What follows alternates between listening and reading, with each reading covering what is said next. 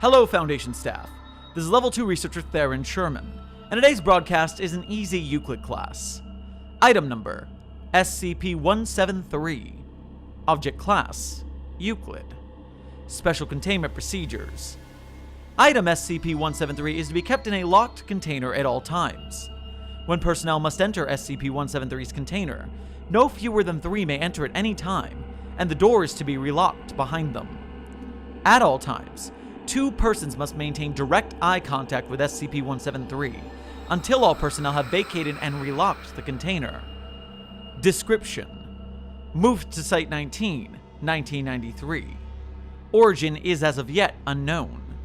It is constructed from concrete and rebar with traces of Krylon brand spray paint. SCP-173 is animate and extremely hostile. The object cannot move while within a direct line of sight. Line of sight must not be broken at any time with SCP-173. Personnel assigned to enter the container are instructed to alert one another before blinking. Object is reported to attack by snapping the neck at the base of the skull, or by strangulation. In the event of an attack, personnel are to observe Class 4 hazardous object containment procedures. Personnel report sounds of scraping stone originating from within the container when no one is present inside. This is considered normal, and any change in this behavior should be reported to the acting HMCL supervisor on duty. The reddish-brown substance on the floor is a combination of feces and blood. Origin of these materials is unknown. The enclosure must be cleaned on a bi-weekly basis. Item SCP-173 is to be kept in a locked container at all times. 2 persons must maintain direct eye contact with SCP-173, and the object cannot move while within a direct line of sight. Object is reported to attack by snapping the neck at the base of the skull, or by strangulation. Is this thing on? Is this thing on? Okay, it's broadcasting. This is Dr. Theron Sherman. Is anybody out there? Can you read me? I'm gonna have to risk it. Okay. We are in the middle of a situation. SCP-173 has... Okay. I will do this as professionally as I can. I am going to read from the revised entry for SCP-173. Now, it opens with a transcript of the inciting event. So, what the fuck are you looking at? John Avery, presently known as D5933, shouted at the other D-class in the cell. SCP-173, what the fuck are you looking at? Came the reply. This worried John, as he was staring intently at SCP-173, and the other D-class was standing behind John, facing the other direction. Then John heard the worst sound any human being had ever heard. A sneeze, coming from 6 inches behind his head. For a second, John remembered an episode of Mythbusters he had seen before being arrested, before coming here, where he tested to see if someone could sneeze with his eyes open. He never saw the end. There was a sick, wet thud, a horrible ripping sound, and a scream that ended too quickly. Fuck! John managed to get out. SCP-173 Addendum 1. On SCP-173 appeared to multiply, producing 2 identical copies. 2 D-class personnel were killed. It is unknown how this process occurred. Each instance of SCP-173, now labeled SCP-173-1 and SCP-173-2, is to be moved to individual cells, each following original containment procedures. SCP-173 Addendum 2. On a second multiplication event occurred. SCP-173-1 through -4 are to be contained as per original containment procedures. Objects reclassified as Keter. SCP-173 Addendum 3. Security breach occurred on... Assuming a simple geometric progression, at least 61 copies of SCP-173 are as of now unaccounted for. It is unknown how they replicated so fast, or how they replicated all. Video evidence of the containment breach shows multiple instances of SCP-173 working in unison across multiple cells to achieve the breach. Most of the instances still in captivity appear to have formed a rear guard, blocking Foundation agents from pursuing other instances. It is theorized that SCP-173 has a hive intelligence, where intelligence scales with number of nearby copies. See revised security procedures for containing SCP-173 copies. Revised special containment procedures. All copies of SCP-173 are to be contained in form-fitting metal containers and sent using SCP to the now abandoned Foundation facility on the Moon. They are to be fitted with tracking collars that will detect if any of them leave the Moon. SCP-173 Addendum 4. SCP-173 has caused a breach of secrecy for the SCP Foundation. Estimates at this time are roughly 500,000 civilian deaths across North America in the last 48 hours due to SCP-173, and hundreds of thousands of sightings and pieces of video evidence. Major television news programs have obtained video of SCP-173 and are providing instructions for avoiding instant death. Dr. Matthews, Clef? That shit, Gears! Oh, Jesus, Kondraki? Oh, fuck. Bright is in charge of the containment. SCP-173 Addendum 5. SCP-173 has besieged and destroyed 4 Foundation facilities near simultaneously in the last 24 hours. Each instance shows the characteristic strength exhibited in the original, and thousands working in unison are capable of ripping open concrete bunkers and compromising foot-thick steel doors. Research is ongoing to find a way to combat this threat. Personal log of Dr. Date. Redacted. I've been killed 37 times in the last week. They can smell me, somehow, regardless of what body I'm in. The majority decision of the remaining O5s is that this is an XK, and they're going to deal with the problem, or the Russians are. They're evacuating this base, which means there won't be a single Foundation scientist anywhere in the New World. They say they're going to try to evacuate the surviving civilians, but I doubt it. There can't be more than a couple hundred people in all of North America. The only good news is that about 150 of the bastards teamed up and ripped SCP-682 apart. Brought a smile to my face. Revised Special Containment Procedures. Containment Zone X1, formerly North and South America, is to be denied access. Following saturation nuclear bombing on number of SCP-173 instances has been reduced. All available Foundation resources are to be redirected to monitoring the ocean to ensure the integrity of Containment Zone X1. Foundation adjuncts from national navies are to perform around-the-clock patrols and sonar sweeps. Detected instances are to be contained and removed to SCP for transport to the lunar containment site. SCP-173 Addendum 6. Verified sighting of SCP-173 in Wales, the United Kingdom. Nuclear bombardment authorized and executed. No survivors. This concludes today's broadcast. Please like, comment, subscribe, and hit the bell using your encrypted YouTube account to boost this signal. And support the broadcast at patreon.com/Site-42. Godspeed, everybody. Shit. There was a crack over the site-wide intercom system. A low whimper that built into a beautiful scream. And the old man tilted his head to the side. They were playing his song. He could tell. There were notes of fear and anger in that scream. A well-seasoned meal. The old man disappeared into the floor immediately. The researcher he'd been chasing made it into the waiting arms of the rescuing mobile task force with a story that she'd tell for years. The old man came up from the floor into the chamber with the screaming man. If the old man had been paying attention, he'd have recognized the place as the containment cell he'd escaped hours before. He'd have noticed that the door was open for the first time in years. But all the old man saw was fear, strapped to the table. The old man grinned widely, his eyes wrinkling as he did so. And then the scream was cut short.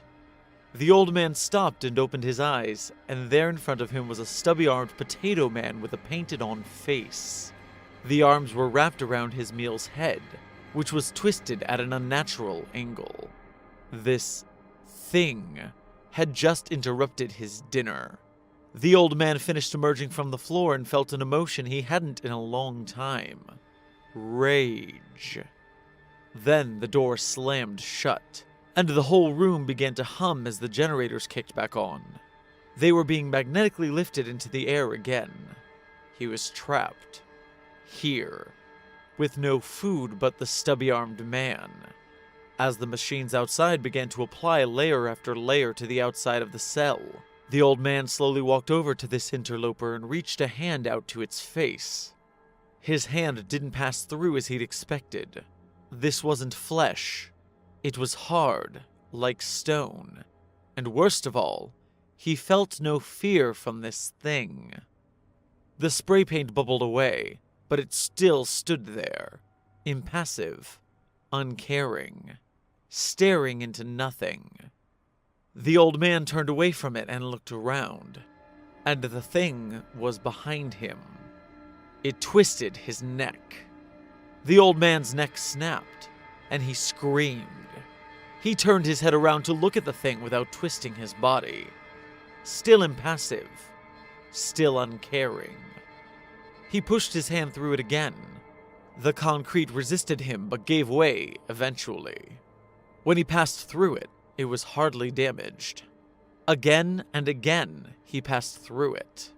Again and again, he'd make the mistake of looking away, and it would break another bone.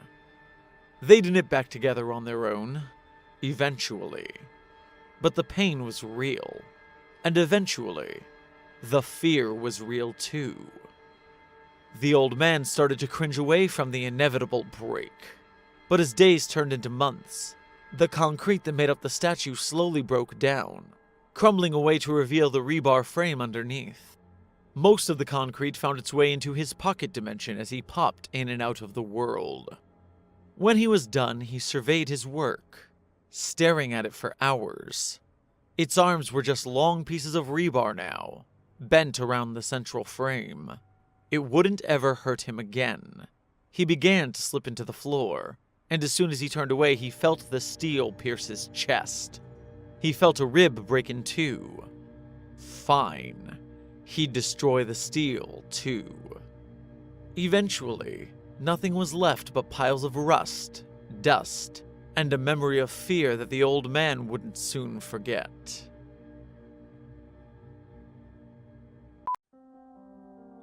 Alvarez knocked on the open door and stepped into the office. "You asked for me, sir?" Dr. Gears looked up from the files on his desk, fixing his gaze on the young security guard. "Yes, I've been trying to contact Dr. Clef all evening, but he's not answering his phone. I'd like you to locate him and make sure he's all right, and tell him I have something urgent to discuss with him." "But sir, it's Friday night," Alvarez said, suddenly uncomfortable. "If you'll recall..." "Oh, I see. It's his..." "Yes." "And he can't..." "He's left instructions that he's not to be disturbed under any circumstances. That's right, sir." "Well, I suppose things can wait until tomorrow morning, then." "Very well, sir." Alvarez left the office.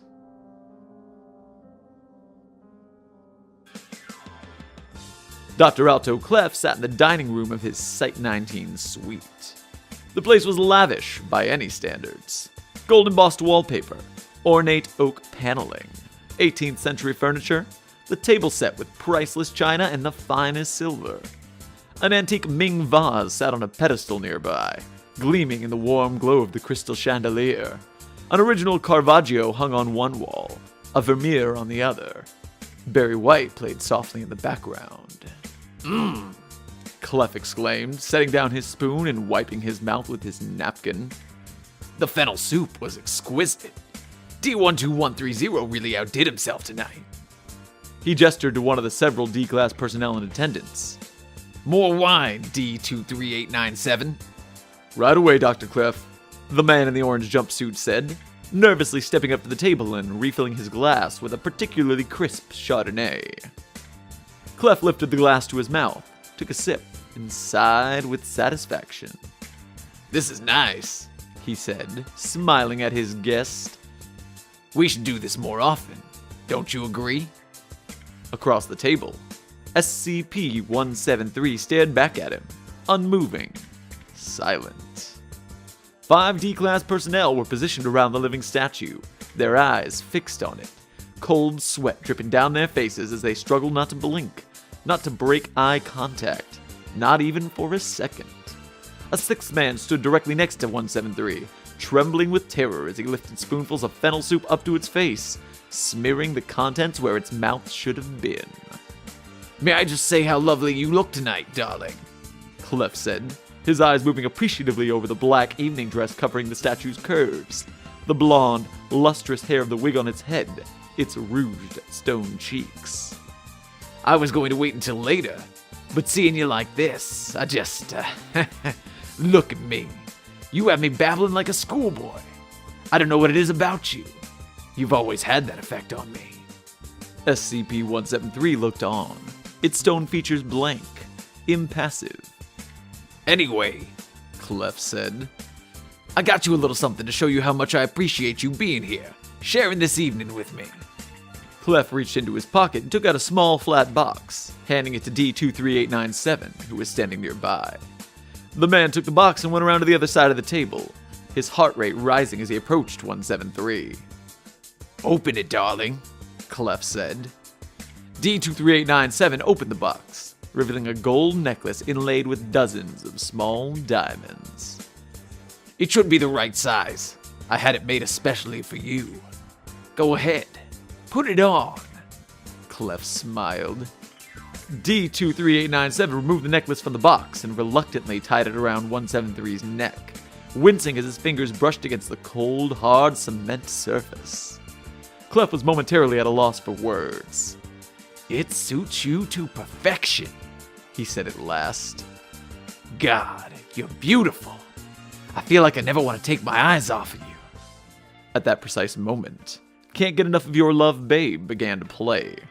Clef felt his heart flutter. It's our song, he breathed. As Barry White's rumbling voice filled the air, Clef found himself staring into 173's alien, painted-on eyes, losing himself in their depths. You know, he said after a moment, his voice now little more than a husky whisper, I'm suddenly not very hungry anymore.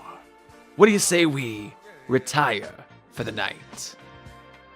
Clef was lying in his ample bed, 173 at his side, the lush satin sheets in disarray around them. The D-Class personnel were standing in a circle around the bed, 10 pairs of eyes that had not left the statue for the last 2 hours. I can't tell you how much these little trysts of ours mean to me, Clef was murmuring in 173's ear. Running Site-19, all that responsibility, all those lives depending on me. It gets so exhausting. You're a miracle worker, you know? You really... His train of thought was interrupted by a series of hushed whispers.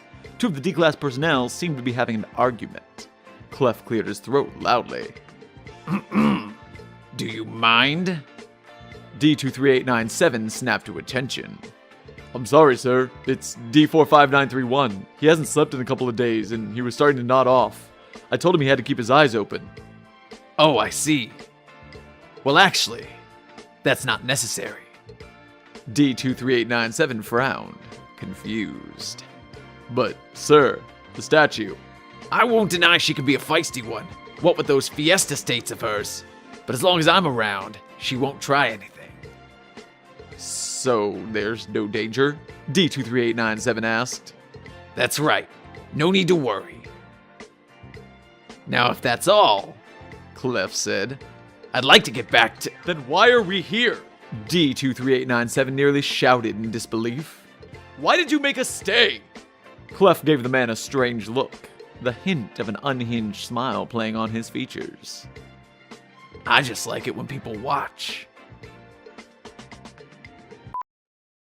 Item Number SCP-3220 Object Class Safe Special Containment Procedures. The shaft leading to SCP-3220 has been filled with concrete. No further exploration or investigation into SCP-3220 is permitted at this time. Description: SCP-3220 is a large underground silo located underneath an abandoned warehouse on Hashima Island, Japan. It is accessible by way of a 50-meter deep shaft under a hatch in the middle of the warehouse floor. A small metal placard bearing the words Department of Abnormalities in Japanese is bolted to the hatch. SCP-3220 extends just over 1 kilometer into the ground and is 20 meters in diameter. The structure is designed in a manner similar to a panopticon. It possesses 200 floors, each of which is 5 meters tall and consists of a circular balcony, 3 meters wide, that runs the circumference of the room. A large tower in the center of the structure extends from the bottom floor to the height of the top floor. It is constructed of opaque one-way glass, reinforced by a steel frame. Each floor of SCP-3220 contains cubic cells recessed into the walls. These cells are 3 meters to a side and are fully exposed to the rest of the structure. A semi-translucent panel in the back of each cell provides light. There is a drainage grate in the center of each cell. It is unknown where these grates drain to. All but one of the cells in SCP-3220 are occupied by a single humanoid sculpture made of painted concrete. All sculptures are located directly above the drainage grates in their cells, and oriented to face the tower. Each sculpture constantly secretes an unknown dark red substance which drains into the grates. Addendum. Prior to SCP-3220 being sealed with concrete, a hatch was located on the bottom floor of the structure, which provided access to the tower's viewing room via a ladder. Inside the viewing room was a single human skeleton with a broken neck.